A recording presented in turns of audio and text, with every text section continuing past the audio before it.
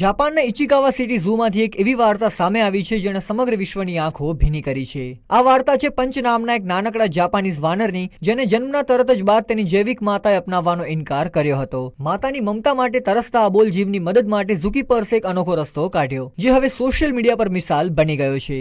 માતાથી દૂર થયા પછી પંચ ખૂબ જ એકલો અને ડરેલો રહેતો હતો। તેને સાંત્વના આપવા માટે પ્રાણી સંગ્રહાલયના કર્મચારીઓએ તેને IKEA નું એક ઓરેંગુટાન જેવું સોફ્ટ ટોય આપ્યું, જેને પ્રેમથી ઓરા મામા નામ આપવામાં આવ્યું છે। પંચ રમકડાને એવી રીતે વળગી ગયો કે તેને પોતાના છાતીએ લગાડ્યા વગર એક ક્ષણ પર રહેતો નહોતો। રમકડાની નરમ બનાવટે તેને પોતાની માતાના ખોળા જેવો અહેસાસ આપ્યો, જેનાથી તે સુરક્ષિત અનુભવવા લાગ્યો। શરૂઆતમાં જ્યારે પંચ પોતાના ઝુંડના અન્ય વાનરો પાસે જવાનો પ્રયાસ કરતો ત્યારે તેને ત્યાંથી ભગાડી દેવામાં આવતો હતો, પરંતુ ઝુકીપર્સના સતત પ્રયત્નો અને પંચની હિંમત રંગ લાવી। હાલમાં જ પંચને ઝુંડના અન્ય વાનરો સાથે હળતા મળતા જોવામાં આવ્યો હતો। પંચની વાર્તા વાયરલ થતા જ કીપ ગોઈંગ પંચ જેવા હેશટેગ ટ્રેન્ડ થવા લાગ્યા। તેની લોકપ્રિયતાને જોતા IKEA જાપાને પણ પ્રાણી સંગ્રહ